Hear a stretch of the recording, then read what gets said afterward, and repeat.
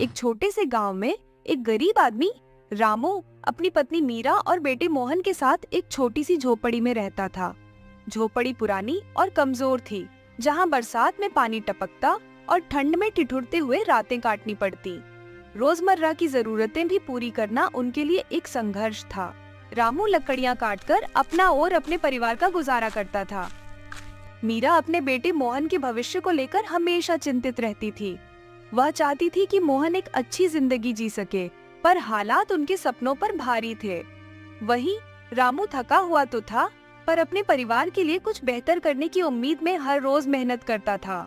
रामू, कब तक हम ऐसे ही घुट घुट कर जिएंगे? हमारा मोहन बड़े सपने देखता है, पर हमारी गरीबी के आगे उसके सपने टूट जाते हैं। मुझे डर है कि कहीं हमारे हालात उसे भी अपनी तरह मजबूर न बना दें।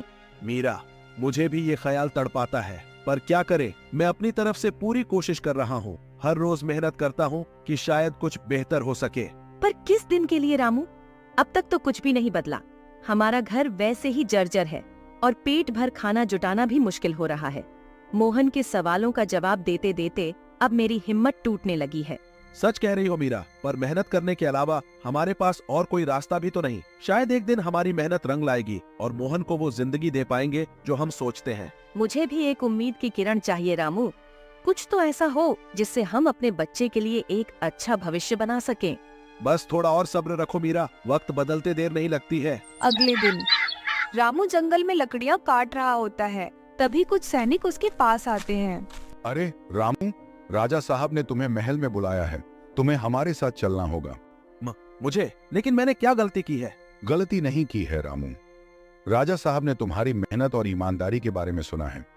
वे तुमसे कुछ काम करवाना चाहते हैं। मेरी मेहनत के बारे में? लेकिन मैं तो सिर्फ एक गरीब मजदूर हूँ। राजा साहब को मुझसे क्या काम हो सकता है? राजा साहब खुद बताएंगे। अब ज्यादा सवाल मत करो, चलो हमारे साथ। रामू आश्चर्य और हल्की घबराहट में सैनिकों के साथ महल की ओर चल पड़ता है। रामू महल पहुंचता है और राजा के सामने खड़ा होता है। रामू, मैं तुमसे पहले ही तुम्हारी मेहनत और ईमानदारी के बारे में सुन चुका हूँ। तुमने इस गांव में अपनी मेहनत से सबका दिल जीता है। जी महाराज, मैं बस अपने परिवार के लिए मेहनत करता हूँ। मेरे लिए यह एक सपना है कि मैं आपके सामने खड़ा हूँ। तुम्हारी मेहनत की प्रशंसा करने के लिए मैंने तुम्हें बुलाया है। तुम्हें मेरी एक महत्वपूर्ण जिम्मेदारी दी जा रही है। महाराज, मैं एक साधारण आदमी हूँ, क्या मैं आपकी अपेक्षाओं पर खरा उतर पाऊंगा? मैं जानता हूँ कि तुम सक्षम हो। तुम्हें शहर के बाहर वाले बड़े गड्ढे को भरकर वहां एक छोटा सा बगीचा बनाना है। लेकिन ध्यान रहे, ये काम 7 दिन में पूरा होना चाहिए। जी महाराज, ये काम बहुत मुश्किल है। मुझे जमीन समतल करनी होगी और पानी की भी व्यवस्था करनी पड़ेगी, लेकिन मैं इस चुनौती को स्वीकार करता हूँ। अगर तुम इस काम को सफलतापूर्वक कर पाते हो तो तुम्हें अच्छे इनाम के साथ साथ तुम्हारे परिवार के लिए बेहतर जीवन भी मिल सकता है। जी महाराज, मैं पूरी कोशिश करूंगा इस काम को सफल करने के लिए। राजा ने रामू को काम करने का आदेश दिया और रामू महल से बाहर निकलकर इस नए कार्य की तैयारी करने लगा। मन में ठान लिया कि वह इस मौके को किसी भी हाल में नहीं खोएगा। रामू मेहनत से काम शुरू करता है, लेकिन दरबारी उसकी तरक्की से जलने लगते हैं। वे सोचते हैं कि अगर रामू सफल हुआ तो उनकी इज्जत कम हो जाएगी, इसलिए वे उसे परेशान करने का षड्यंत्र रचते हैं। अगर ये गरीब आदमी इस काम में सफल हो गया तो हमें नीचा देखना पड़ेगा, कुछ करना होगा। दरबारी रात को चुपके से उस गड्ढे में मिट्टी हटा देते हैं और पौधों को खराब कर देते हैं, ताकि रामू का काम अधूरा लगे। अगली सुबह जब रामू आता है तो सब कुछ बर्बाद हो चुका होता है। रामू दोबारा मेहनत करने का फैसला करता है और रात दिन एक कर देता है। 7 दिन बाद रामू राजा के पास जाता है और कहता है कि काम पूरा हो गया है। राजा बगीचा देखकर खुश होता है, लेकिन दरबारी उसे भड़काते हैं।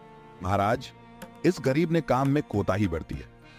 इसने इसे खुद नहीं बनाया, बल्कि इसने किसी आदमी को पैसे देकर उससे काम करवाया है। ये बगीचा आपके मान के लायक नहीं है। रामू, क्या ये सच है? क्या तुमने अपने वादे पर खरा नहीं उतरा? नहीं महाराज, मैंने पूरी मेहनत की है। बगीचा तैयार करने के लिए मैंने दिन रात काम किया है, पर कुछ चुनौतियां आई हैं जिनसे मैं अकेले लड़ रहा हूँ। महाराज, क्या आपको इस पर भरोसा करना चाहिए? कहीं ये महल की इज्जत को धूमिल न कर दे। रामू, मैं तुम्हें एक और मौका देने का फैसला करता हूँ, लेकिन ध्यान रहे, अगर तुमने इस बार असफलता पाई तो इसका परिणाम गंभीर हो सकता है। आपके इस दूसरे मौके का मुझे सही तरीके से उपयोग करना होगा महाराज। मैं इसे पूरी मेहनत और ईमानदारी से करूंगा। तुम्हें इस बार हमारे महल के बगीचे में पानी की व्यवस्था करनी होगी। यहाँ रोज पानी की कमी हो जाती है। अगर तुम ये काम 3 दिन में कर पाए तो तुम्हें इनाम मिलेगा, लेकिन असफल हुए तो सजा मिलेगी। रामू इस चुनौती को भी स्वीकार करता है और गांव के पास की नहर से पानी लाने का इंतजाम करता है। लेकिन दरबारी फिर से उसकी मेहनत पर पानी फेरने का षड्यंत्र रचते हैं और नहर का रास्ता बंद कर देते हैं। रामू समझदारी से दूसरी नहर का रास्ता बनाता है और समय पर पानी महल तक पहुंचा देता है। रामू, तुम्हारी मेहनत और ईमानदारी ने मुझे बहुत प्रभावित किया है। तुमने ये साबित कर दिया कि यदि दिल से कोशिश की जाए तो हर मुश्किल का हल निकाला जा सकता है। ऐसे समय में जब हर कोई अपना स्वार्थ देखता है, तुमने अपने मेहनत से मुझे ये सिखाया है कि सच्चाई और ईमानदारी ही असली पूंजी है। महाराज, मैंने तो बस अपना फर्ज निभाया है। आप जैसे महान राजा का विश्वास और यह अवसर पाकर मैं बहुत धन्य महसूस कर रहा हूँ। आपका आशीर्वाद जो मेरे साथ था। रामू, आज से तुम मेरे दरबार का हिस्सा बनोगे। तुम्हारी मेहनत ने यह साबित किया है कि तुम किसी भी पद के योग्य हो, और तुम्हारे इस कार्य से न केवल तुम्हें बल्कि तुम्हारे परिवार को भी गरीबी से मुक्ति मिलेगी। तुम्हें और तुम्हारे परिवार को सुख सुविधाओं की कोई कमी नहीं होगी। महाराज, क्या ये ठीक होगा? हम एक साधारण मजदूर को दरबार का हिस्सा बना रहे हैं। क्या हम इस गरीब पर इतना बड़ा विश्वास कर सकते हैं? रामू की मेहनत और सच्चाई पर मुझे पूरा विश्वास है। मेरे दरबार में ऐसे ही लोग होने चाहिए जो निडर और ईमानदार हों, और किसी भी प्रकार की साजिश या द्वेष को अब यहां पनपने नहीं दिया जाएगा। रामू, तुमने सिर्फ अपने लिए नहीं बल्कि इस गांव के हर उस इंसान के लिए एक उदाहरण पेश किया है जो मेहनत और ईमानदारी के दम पर अपनी किस्मत बदलना चाहता है। तुम जैसे सच्चे और कर्मठ इंसान का मेरे सलाहकार मंडली में होना हमारे राज्य के लिए गर्व की बात होगी। महाराज, ये आपके आशीर्वाद और विश्वास का परिणाम है। मैं आपकी उम्मीदों पर खरा उतरने के लिए अपनी पूरी ताकत और मेहनत लगाऊंगा। मेरा जीवन अब आपके इस महान कार्य को समर्पित रहेगा। अब तुम अपने परिवार को यह खुशखबरी सुनाओ। तुम्हारे लिए मेरे दरबार के दरवाजे हमेशा खुले रहेंगे, और तुम इस राज्य के विकास में महत्वपूर्ण भूमिका निभाओगे। हम सब मिलकर इस गांव और राज्य को आगे बढ़ाएंगे। रामू का संघर्ष सफल होता है और उसका परिवार एक नई जिंदगी की शुरुआत करता है।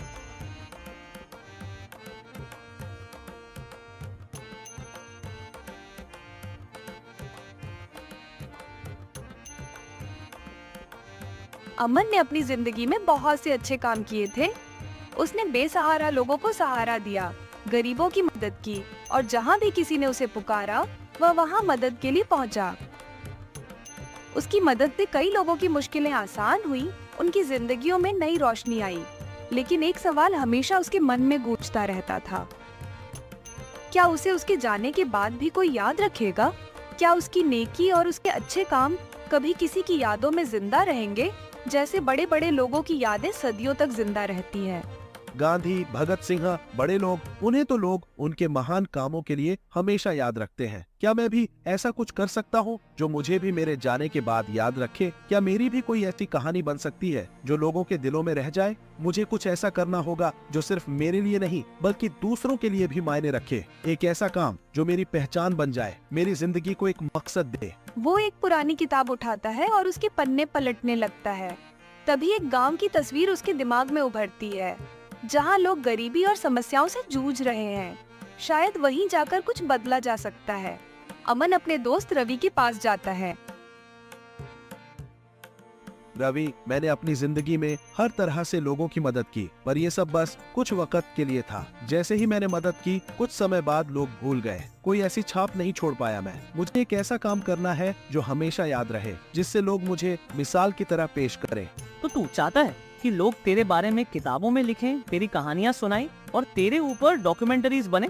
हाँ, बिल्कुल वैसा ही सोच रवि। लोग मुझसे मिलने आए, मेरे विचार जानना चाहे, इंटरव्यू करना चाहे। मैं चाहता हूँ कि मेरा नाम ऐसा हो कि लोग उसे इज्जत से लें, पर ये कैसे होगा? देख अमन, सिर्फ सोचने से नहीं होगा। तुझे कुछ ऐसा करना होगा जो लोगों की जिंदगी में एक बदलाव ले आए। तू किसी गांव में जाकर वहां के लोगों की भलाई के लिए काम कर सकता है, उन्हें नई राह दिखा सकता है, कुछ ऐसा सिखा सकता है जो उनकी जिंदगी बदल दे। यार ये सही कहा तूने। मैं गांव जाऊंगा, वहाँ के लोगों की परेशानियों को समझूंगा और उनकी मदद करूंगा। उनको सिखाऊंगा कि कैसे जिंदगी बेहतर बनाई जा सकती है। कुछ ऐसा करूंगा कि वो लोग मुझे याद रखें, बस एक इंसान के रूप में नहीं, बल्कि एक ऐसे दोस्त के रूप में जिसने उनकी जिंदगी में रोशनी लाई। ये सोच बेहतरीन है अमन, लेकिन याद रख, ये सफर आसान नहीं होगा। बहुत सी मुश्किलें आएंगी, लोग तुझसे उम्मीद करेंगे और तुझे उनका साथ देना होगा हर हाल में।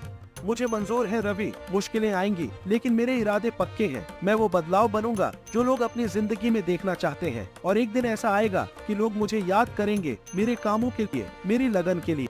तो फिर इस नए सफर के लिए शुभकामनाएं दोस्त। तेरा ये सपना जरूर सच होगा, क्योंकि तेरे इरादे नेक हैं। बस खुद पर और अपने मकसद पर विश्वास बनाए रखना। कुछ दिन बीत जाते हैं। अमन गांव के लिए निकल जाता है। वह एक गांव में पहुंच जाता है। लोग उसे देख रहे हैं, कुछ उत्सुक तो कुछ संदेह भरी नजरों से। तभी गांव का एक बूढ़ा आदमी उसके पास आता है। तुम कौन हो बेटा, और यहाँ क्या करने आए हो? हमने तो कभी पहले तुम्हें यहाँ नहीं देखा। बाबा, मेरा नाम अमन है। मैं यहाँ कुछ बदलने आया हूँ, आप सबकी जिंदगी में एक नई रोशनी लाने के लिए। बेटा, यहाँ तो लोग खुद अपनी जरूरतों के लिए संघर्ष कर रहे हैं। हमें बदलने का सपना कई लोगों ने दिखाया, पर किसी ने निभाया नहीं। मैं बस सपने दिखाने नहीं आया हूँ, मैं यहाँ आप सबके साथ मिलकर इस गांव की तकदीर बदलने आया हूँ। जो मुश्किलें आप आज झेल रहे हैं, उन्हें आसान बनाने की कोशिश करूंगा। तो तुम हमारी क्या मदद करोगे? यहाँ रोजगार का भी इंतजाम नहीं, पानी की कमी है और शिक्षा भी नहीं है। क्या इन सब का हल तुम अकेले ला सकते हो?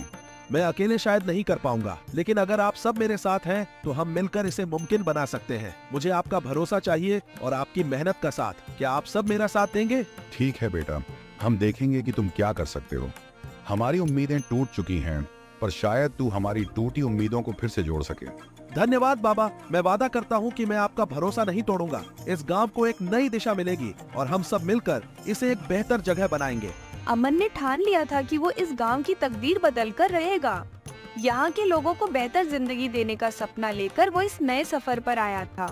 वो गांव के कुछ लोगों के पास पहुँचता है। कैसे हैं आप सब? मैं अमन हूँ। मैं आप सबकी मदद करने यहाँ आया हूँ। मुझे आपके गांव की समस्याओं के बारे में बताइए, ताकि हम साथ मिलकर कोई हल निकाल सकें। अरे बेटा, यहाँ तो समस्याओं का ढेर है। सबसे बड़ी परेशानी तो पानी की है। बारिश कम होती है और जो कुएं हैं उनमें भी पानी नहीं रहता। खेत सूख रहे हैं, फसलें बर्बाद हो रही हैं। यहाँ कोई तालाब या नहर नहीं है क्या? अगर पानी का सही प्रबंधन हो तो शायद ये समस्या कुछ हद तक हल हो सके। हाँ बेटा, एक तालाब है, लेकिन वो भी सूख चुका है। हमारी उम्मीदें तो बरसात पर ही निर्भर हैं। बारिश अच्छी हो जाए तो फसल अच्छी होती है, वरना सूखा पड़ता है। आप लोगों को पानी के लिए कितनी दूर जाना पड़ता है? भैया, हमें पानी के लिए कई बार दूसरे गांव तक जाना पड़ता है। यहाँ के कुएं में पानी कब आता है और कब चला जाता है, इसका कुछ भरोसा नहीं। कई बार तो दिन भर लाइन में खड़े रहना पड़ता है।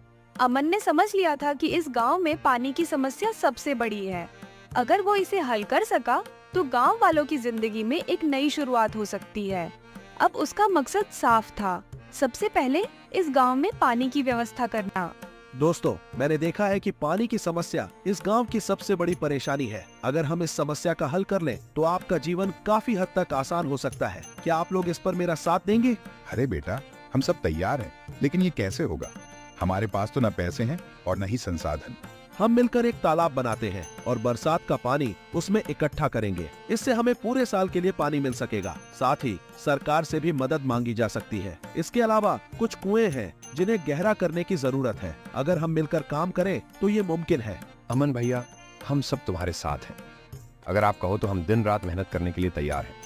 गांव के सभी नौजवान मदद करेंगे। बहुत बढ़िया, तो कल से ही हम काम शुरू करेंगे। हम इस तालाब को बरसात से पहले तैयार कर लेंगे ताकि पानी इकट्ठा कर सके। अमन के जोश और इरादों ने गांव में नई ऊर्जा भर दी थी। जहां पहले सिर्फ मायूसी थी, वहां अब उम्मीद की लहर दौड़ने लगी थी। गांव के लोग एक नई दिशा की ओर बढ़ रहे थे। कुछ समय बीत जाता है। सभी गांव वालों ने अमन के साथ मिलकर जगह जगह गड्ढे खोद दिए थे। अमन भैया, आपने खुद इतने बड़े आदमी होकर भी हमारे साथ इतनी मेहनत करने की ठानी है, ऐसा पहले किसी ने नहीं किया। मैं यहाँ खुद को साबित करने नहीं आया हूँ बहन, मैं यहाँ आप सबके साथ खड़े होकर ये साबित करना चाहता हूँ कि जब हम सब मिलकर कुछ करेंगे तो असंभव कुछ भी नहीं है। अमन की लगन और मेहनत को देखकर गांव वालों का हौसला बढ़ता जा रहा था। धीरे धीरे गांव का तालाब तैयार होने लगा। तालाब पानी से भरने लगता है। गांव के लोग तालाब के किनारे खड़े होकर खुशियां मना रहे हैं। अमन भैया देखो, हमारा तालाब भर गया है, अब हमें पानी की कमी नहीं होगी। आपने तो इस गांव को नया जीवन दे दिया। ये सिर्फ मेरी मेहनत नहीं है, ये हम सबकी मेहनत का नतीजा है। अब इस तालाब की जिम्मेदारी भी हम सबकी है, इसे हमें हमेशा संजो कर रखना होगा। अमन ने अपनी मेहनत और लगन से गांव की किस्मत बदलने की शुरुआत कर दी थी, लेकिन ये तो बस शुरुआत थी। अब उसके इरादे और भी बुलंद थे। वो चाहता था कि इस गांव में और भी बदलाव लाए, ताकि लोग उसकी सोच और उसके काम को हमेशा याद रखें। खाली इस गांव में ही नहीं, अमन और भी गांव में जाता है और वहाँ के लोगों की समस्या दूर करने लगता है। अमन भैया, आपने हमारे लिए जो किया है उसका हम बदला नहीं चुका सकते। आप हमारे लिए फरिश्ते जैसे हैं। अर्जुन, बस ये वादा करो कि जब मैं यहाँ नहीं रहूंगा तब भी ये बदलाव जारी रहेगा, ये गांव कभी पीछे नहीं हटेगा। अमन भैया, ये बदलाव हम सभी के दिल में है। आपकी सिखाई हर बात हमें याद रहेगी। हम इसे आगे भी बनाए रखेंगे और आपको इस गांव में हमेशा याद रखेंगे। गांव में सब कुछ ठीक चल रहा था। लोग खुश थे और अमन के कामों की तारीफ करते नहीं थकते थे। लेकिन एक सुबह गांव में हलचल मच जाती है। अमन अपने घर में बैठा होता है कि तभी कुछ लोग घबराते हुए उसके पास आते हैं। अमन भैया, बड़ी मुसीबत आ गई है। क्या हुआ? सब ठीक तो है ना? हमारे खेतों में जो फसल लगी है उस पर कोई बीमारी लग गई है। सारी फसलें सूखने लगी हैं। ये कब हुआ? किसने देखा? अभी कुछ ही दिनों में ये हालात हुए हैं। हमने पहले सोचा मौसम का असर होगा, पर अब पूरी फसल खराब हो रही है। अगर ये ऐसे ही चलता रहा तो हम सबका पेट कैसे भरेगा? मुझे खेत पर लेकर चलो, हमें देखना होगा कि ये बीमारी क्या है और इसका उपाय कैसे हो सकता है। अमन गांव वालों के साथ खेतों की ओर बढ़ता है और उसकी आंखों में इस नई चुनौती का हल ढूंढने का संकल्प झलकता है। अमन गांव वालों के साथ खेतों में पहुंचता है। खेतों में खड़ी फसलें सूख रही हैं और पत्तियां मुरझाई हुई नजर आ रही हैं। कुछ किसान दुखी होकर जमीन पर बैठे हैं तो कुछ चिंता में फसल की हालत देख रहे हैं। अमन ने अपने जीवन में कई मुश्किलों का सामना किया था, लेकिन इस बार चुनौती उससे कहीं बड़ी थी। गांव की पूरी फसल खतरे में थी। अगर बीमारी नहीं रुकी तो गांव का भविष्य अंधकारमय हो सकता था। ये मामला गंभीर है, ये कोई आम बीमारी नहीं लग रही। हमें इसे समझना होगा और तुरंत हल निकालना होगा। लेकिन अमन भैया, हमने तो अपने पूर्वजों से सुना था कि ये बीमारियां कभी इतनी खतरनाक नहीं होती थीं। अब अचानक ये सब कैसे हो गया? यही समझने की कोशिश कर रहा हूँ। हो सकता है कि मिट्टी में कुछ बदलाव आया हो या कोई नई बीमारी फसलों को लग गई हो। तभी एक किसान आता है जिसके हाथ में सूखी पत्तियों का एक गुच्छा होता है। अमन भैया, मैंने ध्यान दिया कि फसल के पत्तों पर अजीब तरह के धब्बे भी आ रहे हैं। ऐसा तो पहले कभी नहीं देखा था। ये किसी फंगस या कीट का असर भी हो सकता है। हमें एक्सपर्ट की मदद लेनी होगी। अगर हमने जल्दी कुछ नहीं किया तो ये बीमारी पूरे गांव को बर्बाद कर देगी। अमन बेटा, हमारे पास समय बहुत कम है। अगर फसल चली गई तो हम सब भूखे मरेंगे। डरो मत, हम सब मिलकर इस बीमारी का हल निकालेंगे। सबसे पहले हमें इस बीमारी का सही कारण समझना होगा। मैं कल शहर जाकर एग्रीकल्चर डिपार्टमेंट से मदद लाने की कोशिश करूंगा। अमन के इस विश्वास ने गांव वालों में उम्मीद की एक नई किरण जगा दी थी। अब सभी की निगाहें अमन पर थीं, जो इस मुसीबत को दूर करने के लिए जी जान से जुटने वाला था। क्या अमन गांव की फसल को इस भयंकर बीमारी से बचा पाएगा? अमन शहर पहुंचता है और कृषि विभाग के एक अधिकारी से मिलता है। वो उन्हें फसल की बीमारी के बारे में बताता है और कुछ सैंपल दिखाता है। अधिकारी पत्तों को ध्यान से देखते हैं और अमन को समस्या के बारे में बताते हैं। अमन, ये एक तरह की फंगस है जो मिट्टी में पानी की कमी और मौसम बदलने की वजह से फैली है। अगर इसे रोका नहीं गया तो धीरे धीरे पूरी फसल खराब हो जाएगी। लेकिन चिंता मत करो, इसका इलाज मुमकिन है। तो हमें करना क्या होगा सर? तुम्हें एक खास तरह का ऑर्गेनिक यानी जैविक स्प्रे इस्तेमाल करना होगा। यह फंगस को खत्म कर देगा और फसल को बचाएगा। साथ ही खेत की मिट्टी में नमी बनाए रखने के लिए एक नई तकनीक से पानी देना होगा। मैं तुम्हें सब कुछ समझा देता हूँ। अधिकारी अमन को जरूरी निर्देश और दवाइयाँ देते हैं। अमन अपने गांव लौटता है, जहाँ लोग बेसब्री से उसका इंतजार कर रहे हैं।